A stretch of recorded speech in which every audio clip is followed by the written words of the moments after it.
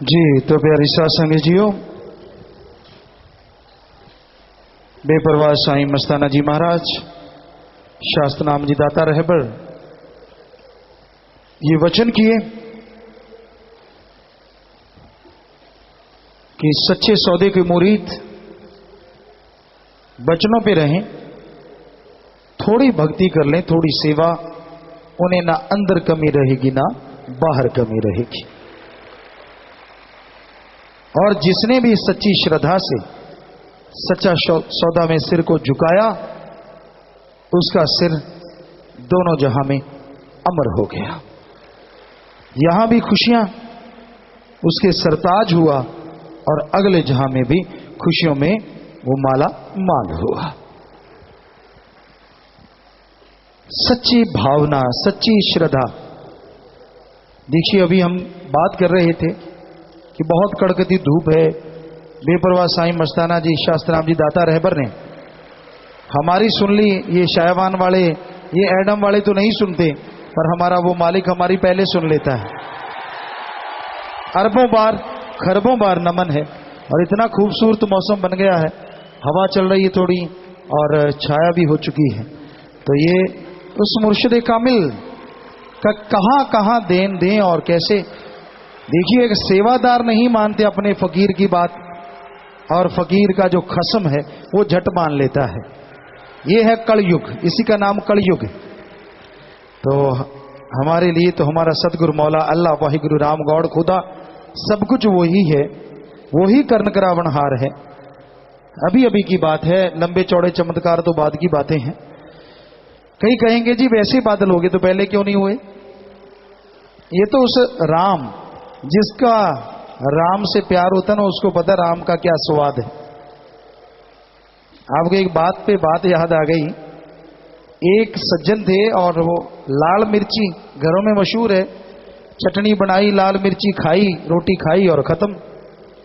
तो कहीं वो ननिहाल चला गया बच्चा, और वहां पे अच्छा घर था उनके ननिहाल में, पंजाबी जी कहते नानका घर, बड़ा प्यारा था दोहता। आजकल तो बात कुछ और है। तो उसने हलवा बनाया, खीर बनाई, एक दो सब्जियां बनाई, कोशिश की, घी दूध लाया।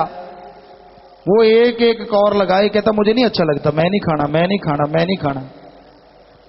हैरान हो गया वो उसका मामा, उसके परिवार वाले, यार क्यों नहीं खाता। कहता मैं तो कुंडे की लाल मिर्ची खाऊंगा। तो सतगुरु मौला का ये रहमो करम है। इंसान कई बार मानता नहीं कि मैं तो बुरे कर्म ही करूंगा।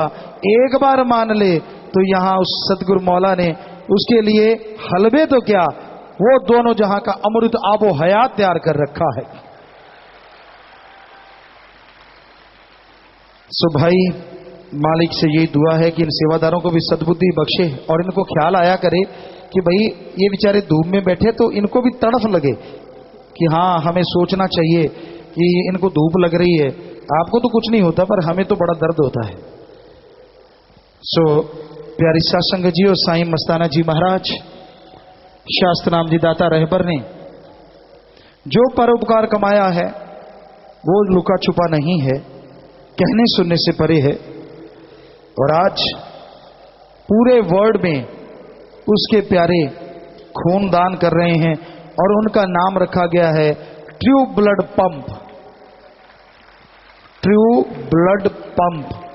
आपने पानी के पंप सुने होंगे, डीजल पेट्रोल के पंप सुने होंगे, लेकिन कभी खून का पंप सुना है? पेट्रोल डलवाने के लिए पंप तक जाना पड़ता है, और सदगुरु मौला के ये पंप ऐसे हैं जिसके पेट्रोल डलना उसके पास पहुंच जाते हैं। ये भी शायद दुनिया में कभी नहीं होगा। यानी ऐसा ब्लड ट्रू ब्लड पंप है, कहीं भी जरूरत पड़ती है वहां पहुंच जाते हैं। अपने आप में बेमिसाल है। साईं मस्ताना जी शास्त्राम जी दाता रहबर ने जो परोपकार कमाया है, और हमारे मुर्शिद कामिल की आज औलाद 100, 1000 या लाख में नहीं बल्कि करोड़ों में पहुंच चुकी है।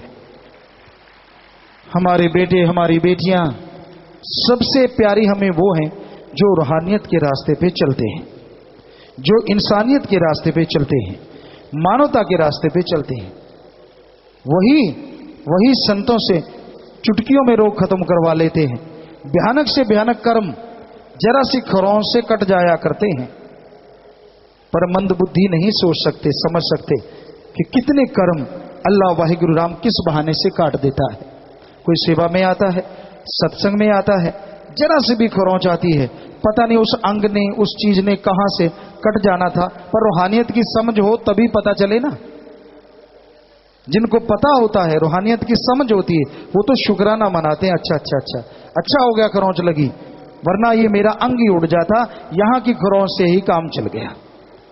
तो ये बेपरवाह साईं मस्ताना जी महाराज, शास्त्राम जी दाता रहबर का ही कमाल है, जो जीवों के कर्म पहाड़ जैसे कंकर में बदल देते हैं और उस कंकर की भी चुभन नहीं होने देते। वो राम, ओम हरि अल्लाह वाहिगुरु गॉड कभी किसी से कुछ नहीं लेता, वो कभी किसी से कुछ नहीं लेता। हमने वेद शास्त्र पढ़ लिए, उनमें लिखा है भगवान से मांगो अच्छी धरती ताकि उपज पैदा हो, अच्छा पानी, अच्छी हवा, अच्छी तंदुरुस्ती, अच्छी संतान। मांगना है तो भगवान से भगवान को मांगो, भगवान को दो, ऐसा कहीं लिखा नहीं है। फिर हमने पढ़े इस्लाम धर्म को पढ़ा, उसमें लिखा है अल्लाह ताला रहमो करम का दाता है, इतना रहमो करम मूसलाधार बरसाता है कि दामन छोटे पड़ जाते हैं, रहमो करम बरसता चला जाता है। वो देता ही देता है, लेता नहीं है। फिर सिख धर्म को पढ़ा, जो मांगे ठाकुर अपने से सोई सोई देवै, देवै लेवै नहीं देवै, वो देता ही देता है। सच्चे दिल से कोई मांग ले, इतना देता है कि आदमी सोच भी नहीं सकता। ईसाई धर्म में लिखा है गॉड देता है, लेता नहीं। तो इसलिए भाई भगवान अल्लाह राम मालिक ईश्वर गॉड खुदा ओम हरि वाहिगुरु जितने मर्जी नाम ले लो, वो सबका मालिक है, सबको देने वाला है, कोई कमी नहीं छोड़ता। जो सच्चे दिल से सच्ची भावना से उसकी दरगाह में आता है, उसे किसी चीज की कोई कमी नहीं रहती। हम कभी नहीं कहते कि रूहानियत में ना चलो, हम तो सबसे हाथ जोड़ के कहते हैं कि भाई तन मन धन से परमार्थ किया करो, पर वो कभी ना करो जो मेंगनी घोलते हैं। दे भी देते हैं, क्यों किंतु परंतु, जैसे तन लगा दिया, छाले हो गए, हो यार मैं सेवा करता रहा, मेरे हाथ पे छाले हो गए, क्या सेवा करनी थी, क्या जरूरत थी, बस फिर कुछ नहीं मिलता। पैसा लगा दिया, किसी को नाम दिलाने लाया, या 70 कार्य मानवता के आश्रम में चलते हैं उन पे लगा दिया, और बाद में सोचने लग गया यार इतने दे दियो हो, बस फिर ओहो ही पल्ले है, इससे अच्छा ना दो। क्योंकि कहते बकरी दूध देती है, देती मेंगनी घोल के, उसका कोई फायदा नहीं, कोई फायदा नहीं, कभी भी ना दो। तन मन धन से, मन सत्संग में बैठो, श्रद्धा से सुनो, ठीक है। मन कहता हूं गर्मी आ गई, पसीना आ गया, प्यास लग गई, ये हो गया वो हो गया, नहीं, इसकी परवाह ना करो, सच्चे दिल से भावना से बैठे रहो। तो हमारे सभी धर्मों में लिखा है यहां सत्संग होती है, वहां भगवान जाहिर भी हो जाते हैं और खुशियों से माला माल कर देते हैं। आज लाखों करोड़ों की तादाद में साधसंगत पहुंची हुई है। ये 35 एकड़ का तो ये यहां पे ही लगभग पंडाल है और ये खचाखच भर चुका है। तो साधसंगत से प्रार्थना यही है कि ये जो दिन होते हैं गर्मियों के दिन होते हैं, हालांकि हम बहुत लेट आए, आपको उड़ीकते रहे, 8 बजे सत्संग शुरू हो गया, पर आपसे प्रार्थना है कि आप 10-11 बजे तक जरूर पहुंच जाया करो सारी साधसंगत। ये भंडारे की तरह मनाते हैं, तो भंडारे से भी बढ़ के आपको खुशियां मालिक से दिलाया करेंगे। तो प्रार्थना यही है, सही टाइम पे आया करो। आप लेट हो जाते हैं, गर्मी बढ़ जाती है, आपको परेशानी आती है, किसी को आए ना आए पर हमारे दिल में दर्द जरूर होता है कि हमारी उस मालिक की औलाद को परेशानी आ रही। तो आपसे हाथ जोड़ के विनती, आप टाइम पे आने की कोशिश किया करें, सही टाइम पे पहुंचा करें। यही मालिक का प्यार अनमोल है। कईयों को सस्ते में मिल जाता, उनको कदर नहीं रहती, ये भी देखा गया है। कोई पिछले जन्म के कर्म किए होते हैं, इस वजह से थोड़ा सस्ते में मिल जाता है, तो उनको फिर कदर नहीं रहती अपने गुरु सदगुरु मुर्शिद की। उनके लिए तो फिर बस महत्वाकांक्षी, एक शब्द है महत्वाकांक्षी। जो दिखने में चुप चुपीते नजर आते हैं ना, कई बार बड़े महत्वाकांक्षी होते हैं। मैं ये बन जाऊं, फिर मैं वो बन जाऊं, फिर मैं वो बन जाऊं, फिर मैं वो बन जाऊं। ठीक है, महत्व रखना या इच्छा रखना कोई बुरी बात नहीं है, इच्छाएं रखो, लेकिन इच्छाओं को रूहानियत से ना जोड़ो। रूहानियत में कई इच्छा रख लेते हैं, मैं ये बनूं वो बनूं, यहां नहीं बना जाता। यहां तो बना बनाया आता है सतगुरु का, अल्लाह वाहिगुरु राम का। यहां आके कोई बनता नहीं है। गॉड गिफ्टेड संत पीर फकीर होते हैं, वो बनते नहीं है, और जो बनते हैं वो चलते नहीं है कभी भी दुनिया में, वो सिर्फ ढोंग पखंडी बन के रह जाते हैं। तो रूहानियत के रास्ते पे चलना।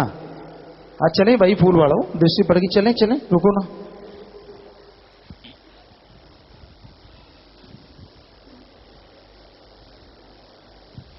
और सचखंड हॉल में जाम वाले काफी रहते हैं जी, और बहनें भी रहती हैं। 1/3 हिस्सा बहनें रह रही हैं सचखंड हॉल में।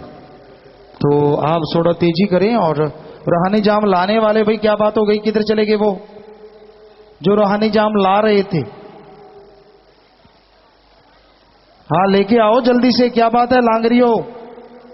रूहानी जाम इधर जल्दी लेके आओ भाई। हाँ फूलों वाले चलो भाई, आप रुको ना सामने, चलो जल्दी बोल दिया तो आप चलो भाई अलग अलग जगहों पे। हाँ इधर भी आए हैं तो चलो।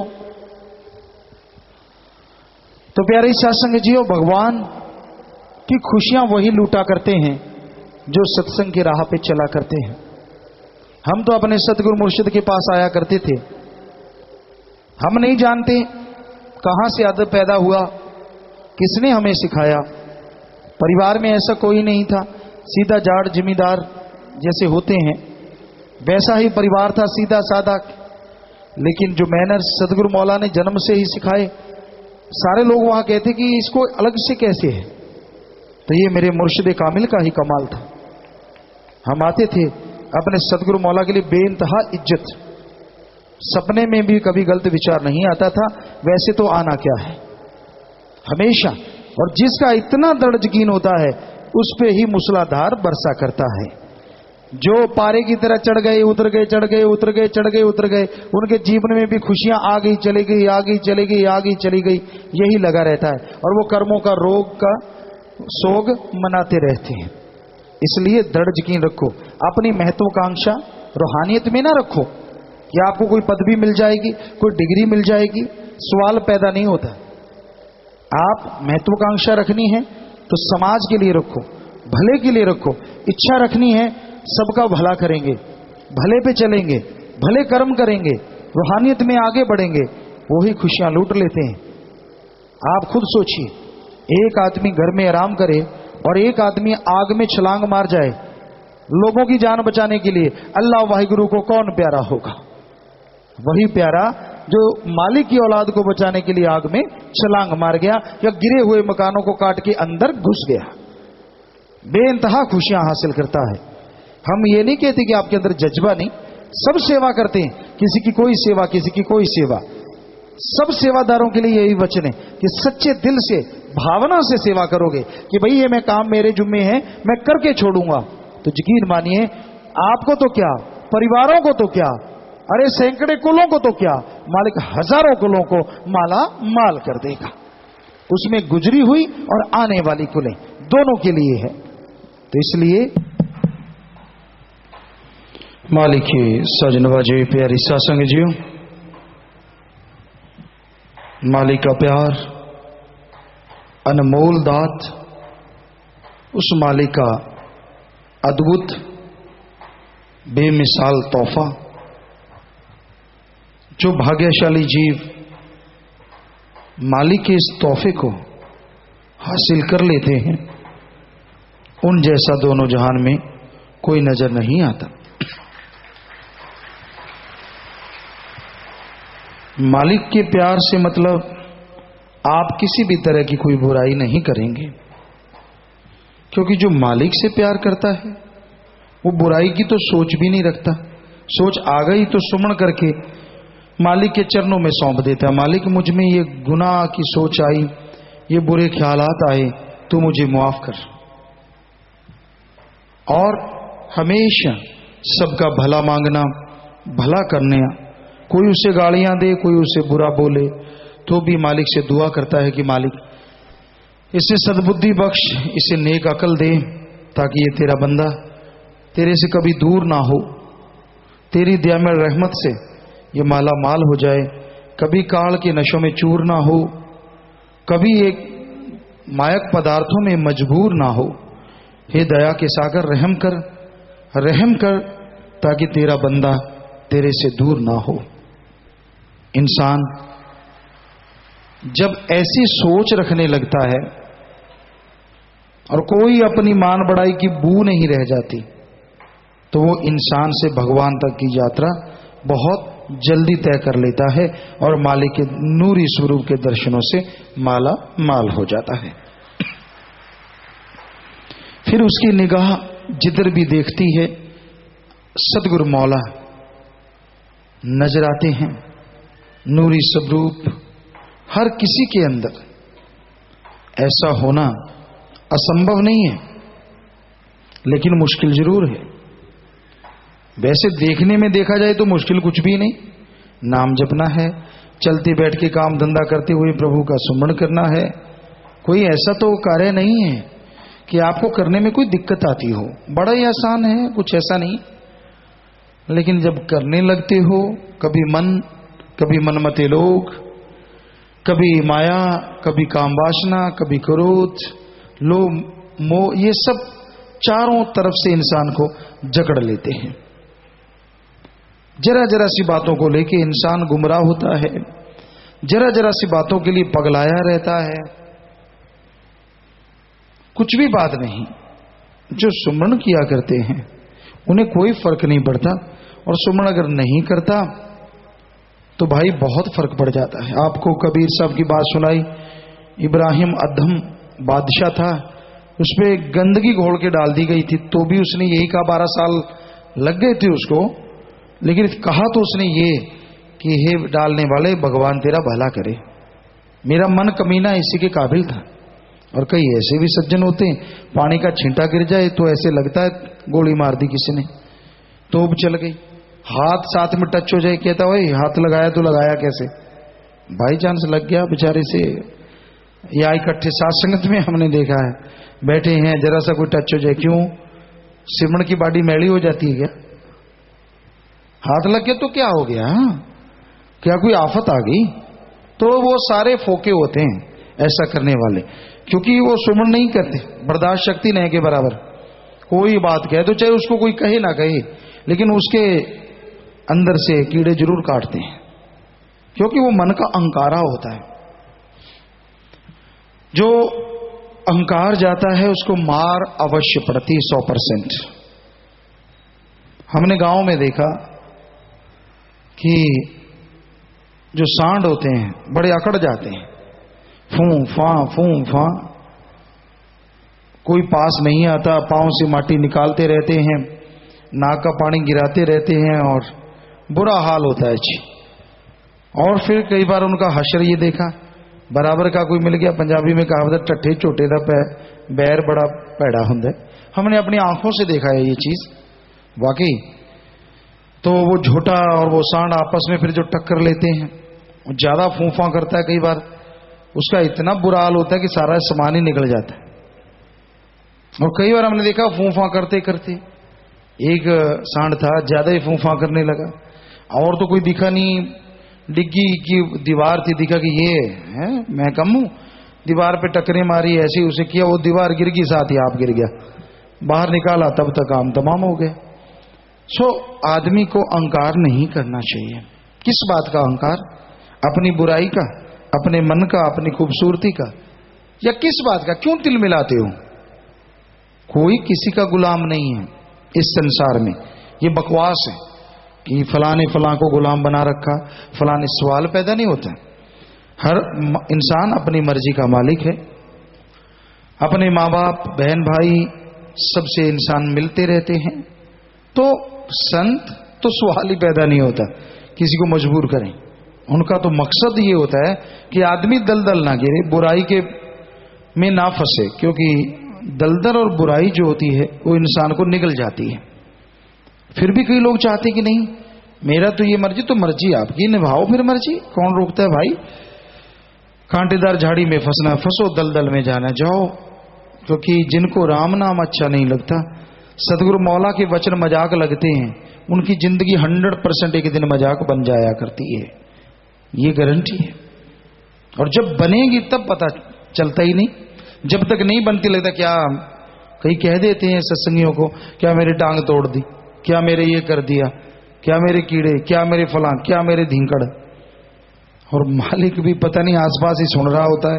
जो ज्यादा फूफा करते हैं सांड की तरह, टांग ही टूटती है, फिर छुपाने में नहीं आता, क्योंकि सबको शोर मचा रहा होता है, क्या तोड़ देंगे। वो तोड़नी किसने? अपने कर्मों ने। राम कभी किसी को नहीं मारता, हमने बहुत बार सुना है। इंसान खोटे कर्म कर करके अपने आप मर जाया करते हैं। अपने आप बुरे कर्म, अपने आप निंदा, बुराई, संतों के वचनों का मजाक उड़ाते रहना। जब आदमी अहंकारता है ना, तब ये निशानियां होती हैं उसकी। सिमरन छोड़ देना, सेवा नहीं करना, मन मत चलना, क्या कर देंगे, क्या हुआ, ये वो, कुछ जवानी का जोश। और जब कुछ हो गया तो फिर वो बात है, तू हंसता है बहुत, तेरे से रोया नहीं जाना। तो भाई ऐसा हो ना किसी के साथ। हम कोई बद्दुआ नहीं दे रहे, हम तो मालिक से दुआ करते हैं कि मालिक तेरी औलाद है, सबको सद्बुद्धि बख्श, किसी के साथ ऐसा हो ना। पर जिनको अहंकार होता है उनको ना तो हमारी प्रार्थना अच्छी लगती है, ना हाथ जुड़े हुए अच्छे लगते हैं, क्योंकि उनका अहंकार उस सांड की तरह होता है। तो भाई फिर हश्र बुरा होता है। फिर कहते संतों ने वचन कर दिए थे। संतों ने क्या वचन किए थे कि मालिक भला कर, और ये समझाया था कि अगर ये कर्म करोगे तो ऐसा बुरा हश्र लाजमी होगा। अब आप वो कर्म करना नहीं छोड़ते। आपके पंजाबी जी कहते थे धौण च किला अड़े, तो जब वो किला निकलेगा तो फिर ये लटक जाएगी, फिर किस सहारे खड़ेगी। सो अहंकार ना करो, किसी को बुरा ना कहो, किसी की भी निंदा ना करो कभी भी। संत पीर फकीर की करते हो उनको कोई फर्क नहीं पड़ता, लेकिन यहाँ कितने लोग आते हैं बाद में, पिताजी माफ कर दो, गुरुजी हमने ऐसा बोला वैसा बोला। क्योंकि आप इंसान, एक औरत होती है, उसका पति मालिक होता है या बाप उसका मालिक होता है, दो ही मालिक होते हैं मेनली, जो कहा जाता है अपने समाज में। तो उसका अगर पूरा मान होता है कि मेरा बाप ये कर देगा, अगर ऐसा मेरा बाप वो कर देगा, तो संत पीर फकीरों का भी कोई बाप अल्लाह वाहिगुरु राम होता है। संतों को कोई फर्क नहीं पड़ता, उनके वचनों की मजाक उड़ाओ, जो जी चाहे करो, लेकिन उस बाप को शायद अच्छा नहीं लगता, फिर वो जो हश्र करता है वही आपको सुना रहे हैं। हम तो हमेशा दुआ करते हैं कि मालिक कभी ऐसा किसी का ना कर, सबका भला करना। पर जब आदमी अहंकार में अपनी बेड़ी में बट्टे डालता ही चला जाता है, डालता ही चला जाता है, मानता ही नहीं, कहीं रुकता ही नहीं, कोई ज्ञान असर नहीं करता, कोई समझाना असर नहीं करता, अहंकार खुद ही आग में जलता रहता है, मैं ये, मैं वो, मैं फलां। तो फिर अहंकार को मार लाजमी पड़ती है, 100% पड़ती है। हमारा डर दिखाने का मतलब नहीं है, हम ये बताते हैं ऐसे कर्म करोगे तो ऐसा फल भोगना पड़ेगा।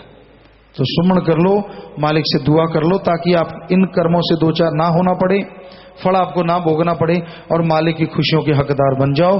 सो ना अपने माँ बाप की किसी की भी निंदा ना करो, सबका भला करो, सबका भला मांगो, मालिक आपका भला जरूर करेंगे। बरेड़ा अल कासिम सऊदी अरब से और विशेषा इटली से। बोलो भाई, बात करो। हाँ जी पिताजी, संसन सतपुरा यात्रा। बोलो। मैं पिताजी अपने रेदा अल कसीम सऊदी अरब से आपका बेटा रामलाल बोल रहा हूँ। पिताजी आपको इस महीने की दुर्गति का आपको लाख लाख बधाई देता हूँ, सारी संगत ਨੂੰ आपको। जी बेटा, आपको आशीर्वाद और प्यारी साथ संगत जी हो, इनकी बात से बात ख्याल में आई। जुम्मेवार तो पता नहीं आप तक पहुंचाते हैं कि नहीं, साथ संगत को आप सब सूचित करें, आपकी सेवा बनेगी ज्यादा से ज्यादा लोगों को। जो आई डोनेट करना चाहते हैं, मरणोपरांत आंखें दान करना चाहते हैं, जो ब्लड डोनेट करना चाहते हैं कंटिन्यू, और जो बॉडी दान करना चाहते हैं, गुर्दा दान करना चाहते हैं, वो कानूनी तौर पे उसका लिखना पड़ेगा। जो हार्ट भी दान कर सकते हैं, अब ये डॉक्टरों ने बताया है कि आदमी जब मर जाता है तो शायद 10 घंटे तक या 8 घंटे तक की सज्जन ने बताया कि उसका हार्ट भी चलता रहता है, जिंदा है, तो वो भी काम में आ जाता है। तो ये चीजें और कुछ बातें आपको शाम को बताएंगे, लिखित में लेंगे इनसे। तो ये सारी चीजें शायद 23 सितंबर को एक कसम की तरह सारी साथ संगत उठाएगी।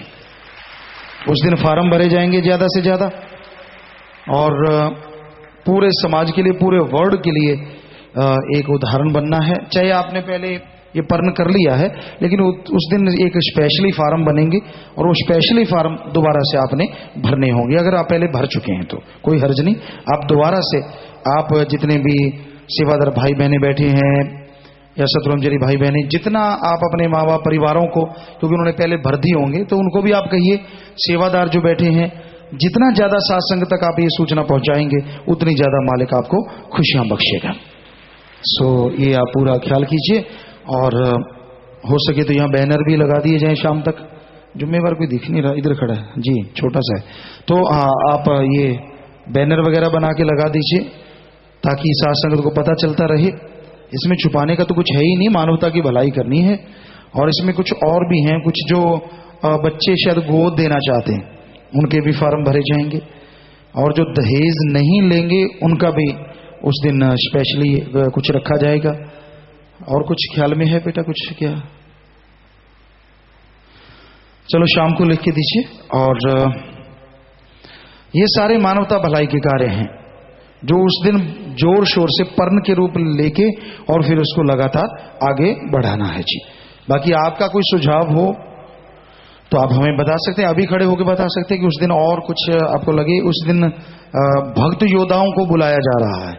22 तारीख की शाम तक भक्त योद्धा आएंगे और 23 को वो भी फार्म भरेंगे। एक बार फिर से भरेंगे फार्म, जिनके पहले नाम हो लिखे जा चुके हैं, और उनके लिए बताया भी जाएगा कि किन किन की शादियां आगे संभव है, किन किन की शादियां विधवाओं से करा के उनको वो खुशियां दी जा सके। क्योंकि जो हुक्म में बैठे हैं तो मालिक को भी फिक्र होता है, वो आजमाता है और आजमाने के बहाने खुशियों के भंडार लौटाता है। कईयों की तर गई तो तर गई, वो तो करा ले चुके, कईयों की नहीं तरी तो भाई ठीक है फिर। सो कहने का मतलब आप ज्यादा से ज्यादा ये मानवता भलाई के कार्य उस दिन किए जाएंगे। ये दिन, उस दिन को इस तरह से मनाया जाएगा। और भी बहुत कुछ है उस दिन, कई प्रोग्राम रखे जा रहे हैं, तो उस दिन विशेष होगा। साथ संगत की बहुत इच्छा थी, तो हमें तो खुशी बेइंतहा है उस दिन की। हमें तो हमारा सतगुरु मौला वो मिला जिसने इस शरीर को चुन लिया कि मैं इसमें रहूंगा। इससे बड़ी एक मुरीद को और क्या तोहफा होगा। बिल्कुल जहरा रहूंगा, अंदर रहूंगा, बाहर रहूंगा, हमें तो हर जगह नजर आते हैं वो। बाकी आप सबको भी आए, मालिक से दुआ करते हैं। हम ये नहीं कि हम अपने पास हमें आने लग गए, हमने छुपा के रख लिए, नहीं, ऐसा कुछ नहीं। हमने वही नाम आपको भी बता दिया ताकि जाप कर लो, जैसे सेवा करनी चाहिए करो, बचनों में पक्के रहो, अपने सतगुरु के अलावा मतलब नहीं की तरह नजर चली जाए तो वो आपको भी ऐसी कण कण में नजर आएंगे। चाहे आप गुनाहगार हैं, चाहे आप भक्त हैं, हमें आप सब में, क्योंकि वो तो सब में है, हमें तो नजर आता है, आपको भी आना चाहिए। तो इसलिए ये मानवता भलाई के कार्य, और उस दिन हमें तो इससे बड़ी कोई खुशी हो ही नहीं सकती कि एक सदगुरु मौला नवाजे और वो भी ये सोचे, क्योंकि आम सदगुरु कुछ लेते नहीं है और वो शरीर ले लें कि मुझे रहने के लिए ये शरीर चाहिए। ये तो असंभव होता है, हर कोई तो कर ही नहीं सकता, जोर लगा ले। ये वो चाहे तो होता है, ये सिख के चाहने से नहीं होता, मुरीद के चाहने से। प्यारे पिताजी, हम जो बोल रहे हैं हम हमारी तरफ से नहीं बल्कि सभी साध संगत आपके चरणों में बेनती कर रही हैं जी। धन धन सदगुरु तेरा ही आसरा। प्यारे पिताजी, जो आप सब हम सभी के ऊपर और पूरी सृष्टि के ऊपर परोपकार कर रहे हो, उसकी उपमा या महिमा बताने के लिए हम सभी साध संगत के पास कोई शब्द नहीं है जो हम बता सकें। सभी साध संगत के ना होने वाले काम आप एक पल में कर रहे हो और साध संगत को दुनिया के कोने कोने में चमत्कार हो रहे हैं। प्यारे पिताजी, किसी घर में बच्चों के डैडी का जन्मदिन हो तो बच्चे सोचते हैं कि आज डैडी खुश हैं, कुछ मांग लें।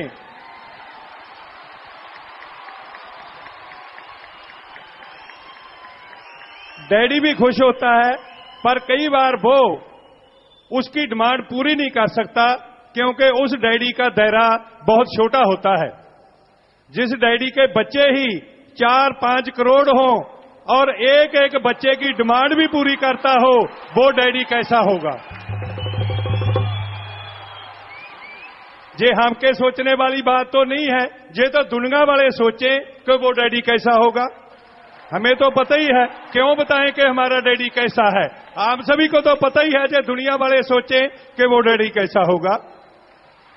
प्यारे पापा जी, आपसे कुछ मांगने से पहले हम सभी साध संगत मिलके आप जी के जन्मदिन की पूज्य माता जी को, आपको, पूरे शाही परिवार को नारा लगा के सभी साध संगत बधाई दे रहे हैं जी। धन सदगुरु तेरा ही आसरा।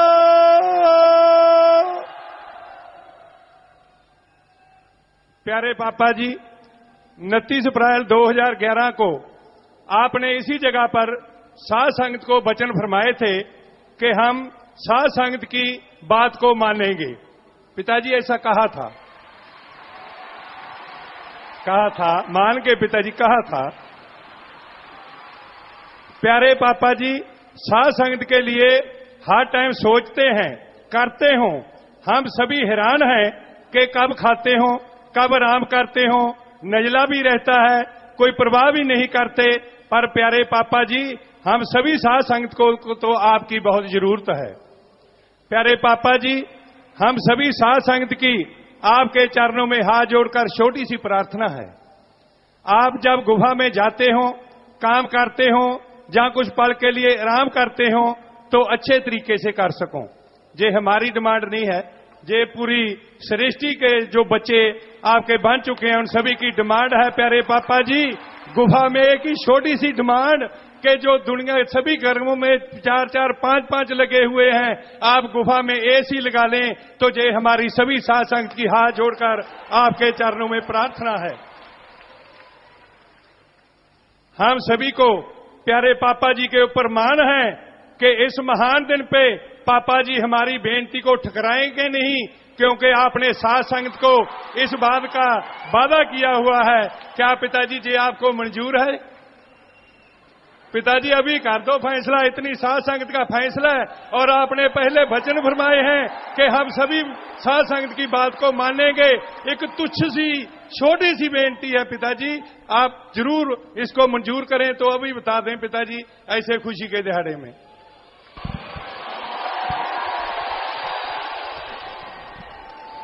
प्यारी साध संगत जियो, हम जब गुरुसर में थे तो वहां बहुत गर्मी हुआ करती थी, लगभग 48 डिग्री टेम्परेचर, गर्म हवा का चलना।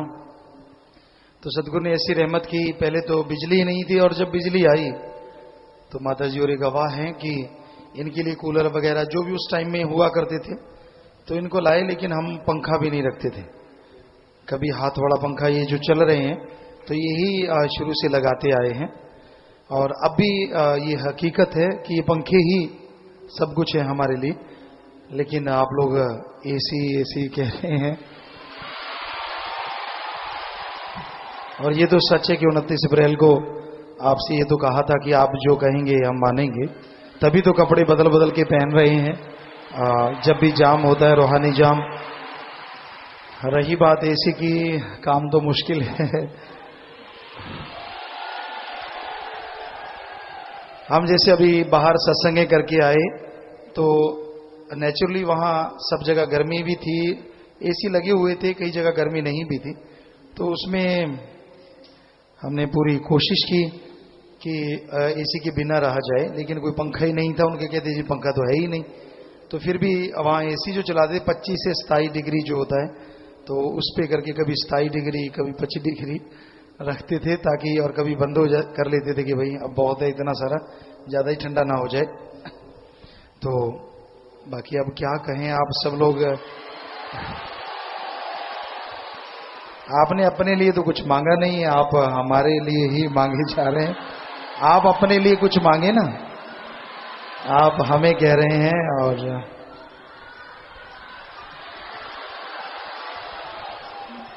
पिताजी आप हैं तो हम सब बीच में ही आ गया पिताजी, हमारी खुशी आप पूरी कर देते हैं, हमारी कोई डिमांड रही नहीं पिताजी सभी साध संगत की, एक तुच्छ छोटी सी डिमांड है पिताजी, जे आप नहीं लगाएंगे तो हम सभी वादा करते हैं हम भी कोई नहीं एसी या कूलर लगाएगा पिताजी। भाई ये तो बड़ी गड़बड़ है, क्योंकि आप सब बच्चे इसके आदी हैं और आपको तकलीफ आएगी तो वो हमें पहले तकलीफ आएगी कि आप एसी कूलर नहीं लगाएंगे, क्योंकि बच्चे आदी हैं उस चीज के, हम तो आदी नहीं हैं। और तो पिताजी आप मान जाओ फिर, आप बच्चों की डिमांड है पिताजी, डैडी पिताजी के लिए क्या नहीं करता बच्चों के लिए पिताजी, ये छोटी सी बिल्कुल छोटी सी डिमांड है पिताजी, सभी साध संगत की हाथ जोड़कर प्रार्थना है पिताजी, डॉक्टरों ने भी ये बताया है पिताजी कि सेहत के लिए ये बहुत जरूरी है पिताजी, बेनती जरूर। अब सारी साध संगत आप जी यही चाह रहे हैं, आप सारे, हम तो कुछ और कह रहे थे। ठीक है बेटा, आप चाह रहे हैं तो जरूर लगा लेंगे। और सदगुरु तेरा ही आसरा, और मालिक से दुआ करेंगे कि आप जिनके नहीं है मालिक उनके भी लगा दे। कोई गरीब है चाहे अमीर है, मालिक रहमत करे। और क्योंकि हमने तो अपना वही पंखे वाला सिस्टम ही होता है 25-27 डिग्री, क्योंकि उससे ज्यादा तो नहीं। कई बार हमारे बेटे बेटियां हैं, इतना टेम्परेचर, कई बार जाते हैं जब जरूरत पड़ती है इनको बुला लेते हैं। कभी कभार कोई फंक्शन होता है, जैसे कोई माताजी, थोड़े माताजी का फंक्शन था तो चले गए। तो इन बच्चों के तो ये तो शायद आजकल के बच्चे ज्यादा ही ठंडा रखते हैं, 16-18 यूं लगता है कि भाई ये राजस्थान से शिमले में आ गए। तो होता है कि रजाई रजूई ले लें ऊपर। तो कोशिश करेंगे कि जितना का हमें सह पाते हैं उतना के चलाएं, और मालिक से दुआ जरूर करेंगे कि आप सबके भी घरों में मालिक खुशियां बख्शे, दया में रहमत से नवाजे। और इस कल युग में, और ये हमारे मुरीद, हे मेरे मौला, हे मेरे सदगुरु, जो इतना प्यार अपने सदगुरु मौला से करते हैं, हे दाता ये बुराइयों से बचे रहें और इनके घरों में सुख शांति आए, मालिक घरों में खुशियां बख्शे। मालिक से दुआ करते हैं और सबको आशीर्वाद कहते हैं। आशीर्वाद, आशीर्वाद बेटा, बहुत बहुत आशीर्वाद। धन धन सदगुरु तेरा ही आसरा। पूज्य पिताजी ने सभी साध संगत की बेनती को माना, तो सभी साध संगत ने नारा लगा के गुरु जी का धन्यवाद करना है जी। धन धन सदगुरु तेरा ही आसरा। सजनवा जी, प्यारी सत्संग जी, सत्संग यहां एक अल्लाह वाहिगुरु मालिक की चर्चा होती है। यहां परम पिता परमात्मा से मिलने का ढंग सिखाया जाता है। यहां बुरी से बुरी आदतें अमल करने से छूट जाया करती हैं, और यहां परम पिता परमात्मा खुद विराजमान होते हैं। उसी का नाम सत्संग है। आप निगाह मारें, भावना से याद करें, वो आपको जरूर कहीं ना कहीं नजर आएंगे, जरूर अंदर से खुशी देंगे। तो इसलिए सत्संग का जो क्षेत्र है, यहां साथ संगत सुबह शाम राम नाम अल्लाह मालिक की चर्चा सुनती है, वो बहुत ही पाक पवित्र हो जाता है। वहां आके अगर राक्षस, बुरे कर्म करने वाला सच्चे दिल से तौबा कर ले, मालिक से जुड़ जाए, तो इस जन्म तो क्या, जन्मों जन्मों के पाप कर्मों से मुक्ति मिल जाती है। और कोई इंसान इसके उल्ट वहां दुर्भावना लेके आता है, दिमाग में बुरे विचार लेके आता है, या बुरा कर्म करता है, तो उसका हशर फिर बहुत ही बुरा होता है। क्योंकि दिमाग में विचारों का आना कोई बड़ी बात नहीं, पर उस पे अमल करना ये बहुत बड़ी बात है, चाहे वो बुरे हैं या अच्छे हैं। क्योंकि अच्छे कर्मों का दिमाग में आना और उस पे अमल करना बेमिसाल बात है, बहुत बड़ी बात है। परम पिता परमात्मा को मिलाने वाली बात है। और बुरे विचार और फिर उन पे अमल करना, सारा अहंकार, सारी हिंकड़ी पल में चली जाती है और इंसान भयानक बीमारियों, दुख तकलीफों से घिर जाता है जो कभी निकल नहीं पाता। कहते हैं, एक कहावत है, गलती करके मान ले उसे इंसान कहते हैं। गलती हो गई अनजाने में और इंसान उसे मान लेता कि हां मेरे से हो गया, तौबा करता है, उसे इंसान कहते हैं। गलती पे गलती करे उसे हैवान, पशु कहते हैं। गलती कर ली फिर गलती कर ली, पर गलती पे गलती करता ही चला जाए उसे शैतान कहते हैं। उसका हशर फिर हद से ज्यादा बुरा होता है। उसको कहीं भी दरगाह में ना इस जहान में कहीं टिकाव नहीं मिलता। अंदर से बेचैन, दर दर की ठोकरें, बेचैनी का आलम, तरह तरह की बीमारियां, परेशानियां उसे घेर लेती हैं। तो इसलिए इंसान सच्चे दिल से तौबा करे। साथ संगत में करता है, असल में तो दरगाह में वो जल्दी कबूल होती है। कई चुपके चुपके करते हैं, कई आगे बैठने वाले होते हैं, पीछे जाके खड़े हो जाते हैं कि कौन सा पता चलेगा, ये तो ड्यूटी पे खड़ा है। खड़े खड़े नारा लगा देते हैं, पता ही नहीं चलने देते कि मैंने माफी भी ली। तो मालिक भी फिर पता लगा के ही माफी देता है। वो मालिक है, अल्लाह है, राम है। उससे कोई चालाकी करेगा तो इतना पागल तो वो है नहीं, इतना बेवकूफ नहीं जिसने आपको दिमाग दिया है। तो वही बात है कि इंसान सत्संग में आए, वचन सुने, पीर फकीर की बात जो अल्लाह मालिक के वचन होते हैं सुने और उस पर अमल कर ले तो जन्मों जन्मों के पाप कर्म कट जाया करते हैं। दुर्भावना से सद्भावना हो जाती है। पर अगर कोई बुरे विचार लेके उस पर अमली करने लग जाए तो उसका हश्र बहुत बुरा होता है। इसलिए भाई, कभी भी सत्संग में आओ, मालिक की यहां नाम की चर्चा होती है, अल्लाह वाहिगुरु भगवान के नाम की चर्चा होती है, वहां बैठ के आंखें लगानी है तो अल्लाह वाहिगुरु की तरफ लगाइए, ख्याल लगाने हैं तो अल्लाह वाहिगुरु मालिक की प्रीत की तरफ लगाइए, और शरीर लगाना है तो परम पिता परमात्मा की तरफ लगाइए। इसको शोपीस मत बनाइए कि तुझे कोई देखे, तू आंख मटक्का करे, तू ये करे वो करे। हो सकता है वो चीज ही चली जाए जिसके ऊपर आप मान करते हो, जिसके ऊपर गुमान करते हो। इसलिए कभी भी बुरा कर्म ना करो, ना सोच रखो। सत्संग का दायरा ऐसा जबरदस्त होता है। आप एक शिक्षार्थी की तरह आओ, विद्यार्थी की तरह आओ, तो ऐसी शिक्षा लेके जाओगे जिससे आप ही नहीं, आपका परिवार ही नहीं, कुलों का उद्धार हो सकता है। और अगर आप बुरा सोच रखते हैं, बुरा ख्याल रखते हैं, तो आप ही नहीं, कुलों का भी, जो आपके बच्चे परिवार हैं, उन पे भी असर लाजमी पड़ता है। तो इसलिए भाई, सत्संग सुनो, अमल किया करो, दिखावे की जरूरत नहीं है। कई ऐसे ढीठ होते हैं, इतने बेशर्म होते हैं, उनको कोई फर्क नहीं पड़ता, वो दिखावा करते रहते हैं। और साथ वालों को पता होता है कि हाँ भाई, ये देखो कितना ढीठ बना हुआ है, और उसको लगता नहीं मेरा तो किसी को पता ही नहीं है। एक कहावत है और हमने उसको देखा है, कहते हैं कबूतर की तरफ जब बिल्ली आती है ना, कबूतर आंखें बंद कर लेता है, अपने को बिल्ली दिखती ही नहीं। बिल्ली को और मजा हो जाता है, उसको खाने में आसानी हो जाती है, वो झट से पकड़ती है और टुकड़े टुकड़े कर देती है। हमने देखा ऐसा। तो कई लोग इतने ढीठ होते हैं, सारी गलतियां करते हैं, सब कुछ बुरे कर्म करते हैं, और वो आंखें मूंद लेते, कहते किसी को पता ही नहीं, मेरा तो पता ही नहीं चलता। वाह भाई वाह, तू अदृश्य हो जाता है जब गलतियां करता है। कोई तेरे पास बटन है जो किसी को दिखता ही नहीं, लोगों की आंखें लगी हैं, बटन तो है नहीं। सो वो सब देखते हैं, और मालिक अल्लाह राम से कैसे बचोगे? वो तो कमरे के अंदर क्या, बाहर क्या, जंगल बियाबान क्या, समुद्रों के पार क्या, समुद्र के अंदर क्या, पताल में क्या और आसमान में क्या, हर जगह, हर पल, हर समय, हर किसी को वो देख रहा है। उसको उससे पर्दा कैसे करोगे?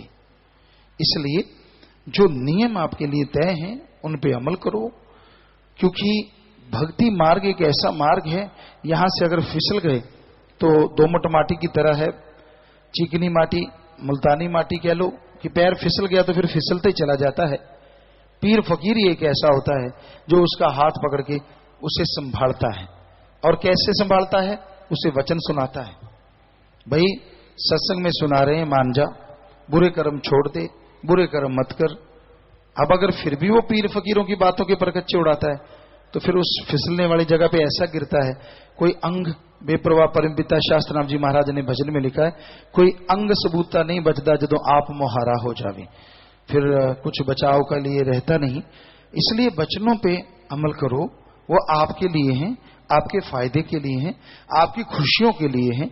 और ऐसा कोई वचन नहीं होता कि जिसके लिए बहुत मुश्किल से वचन मानना पड़े। सुमरन करो, सेवा करो, सत्संग सुन के अमल करो, अपने आप वचन माने जाते हैं, अपने आप मानने को दिल करता है और बेइंतहा खुशियां आती हैं। हम आया करते सदगुरु की कृपा से, वचन माना करते, और जो लज्जत आती, जो नजारा आता, पता ही नहीं चलता यहां से गांव कब पहुंच गए और कब वहां से ही वापस आ जाते। इतनी मोहब्बत, इतना प्यार, इतनी लज्जत आती, यूं लगता ही ना कि धरती पे जा रहे हैं, यूं लगता आसमान में उड़े जा रहे हैं।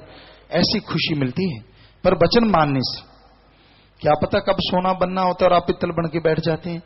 तो भाई वचनों पे अमल किया करें, सत्संग सुना करें और उस पे चला करें, तो यकीनन आपके जन्म जन्म के पाप कर्म कटेंगे और मालिक की दया में रहमत के काबिला बनते जाएंगे। मालिक को दिखावा पसंद नहीं है, अमली जिंदगी जरूरी है। दिखावा करना, पाखंड करना, ढोंग ढकोसले करना, ये लोगों को प्रभावित करने के लिए काफी है, पर अल्लाह को या उसकी किसी फकीर को ये चीज प्रभावित नहीं करती। वो तो हकीकी जीवन, आप अपने जिंदगी में अच्छे कर्म करो, भले कर्म करो, वचनों पे रहो, तो अपने आप चाहे कहीं भी हैं, मालिक आपकी संभाल करेंगे, आपको परमानंद की बख्शिश करेंगे।